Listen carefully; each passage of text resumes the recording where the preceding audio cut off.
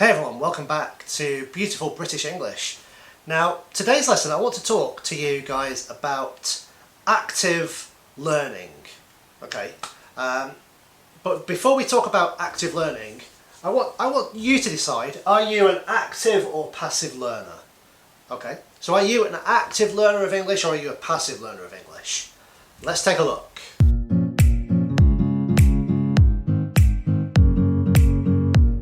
So you may be surprised, or you may not be surprised to know that it's around 60%.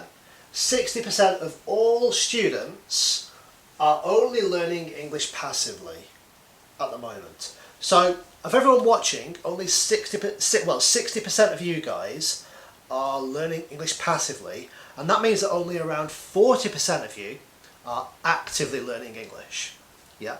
Now, to understand this, and for you to understand whether or not you are a passive or an active learner, okay, let's talk about what passive learning is. Okay, passive learning, okay, is when perhaps you as a student are relying on your teachers or videos or whatever to teach you English. Okay, so as a passive learner, you might turn up for your lessons each week. You might book lessons with a teacher, and you turn up each week.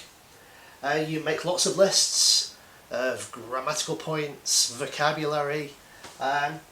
You probably even have some ideas of what you want to learn. So you maybe, you turn up for your lesson and you say, can you teach me how to do this week? Can you teach me how to do that this week? Yeah. You might even watch TV or movies in English. Yeah. Now, if this is you, if these are all activities that you do, then you might believe or you might think that you are actively learning English, that you are an active learner. But you'd be wrong. You are just a passive learner. Yeah? A passive learner relies on a teacher to give you information, okay, which you then make a note of and probably don't do much else with it. Yeah? You probably, between your lessons, you probably do not do any studying, you don't do your homework that your teacher set for you, and you don't actively go out and use and learn about the language, make mistakes using the language and learn even more. So you're not really active, okay? Yeah? So what is active learning when it comes to language? Well, active learning when it comes to anything is the same. So I would like you guys, most of you guys out there, you probably have a job, you're working, yeah? Now I'd like you to imagine when you started your job. When you started your job, the very, very first day of work, whatever your job was. Now someone probably came along, sat you down or took you to wherever and showed you something, yeah? And then they asked you to do it.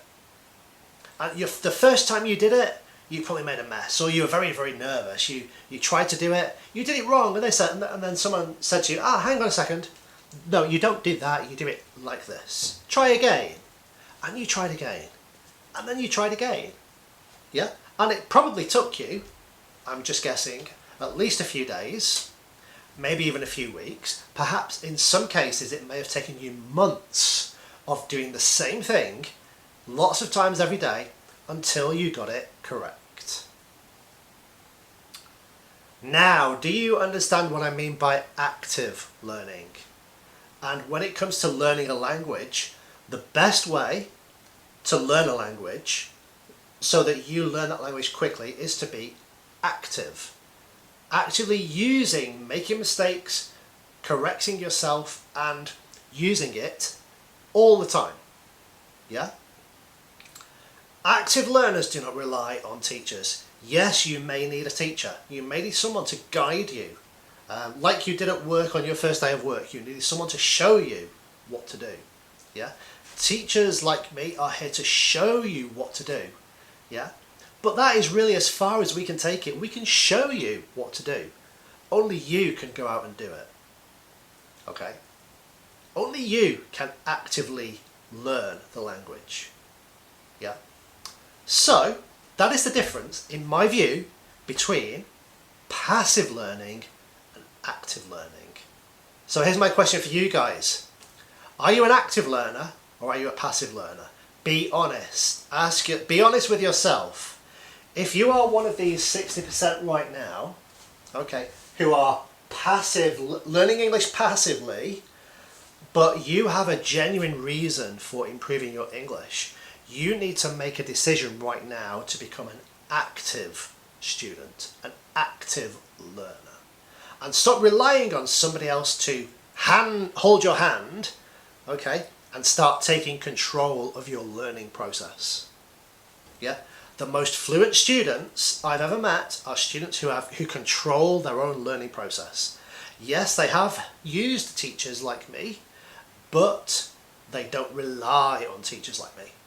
Okay, I'm not trying to put myself out of a job. I'm just saying to you guys, if you want to become fluent quickly, if you have a reason to be fluent quickly, be active.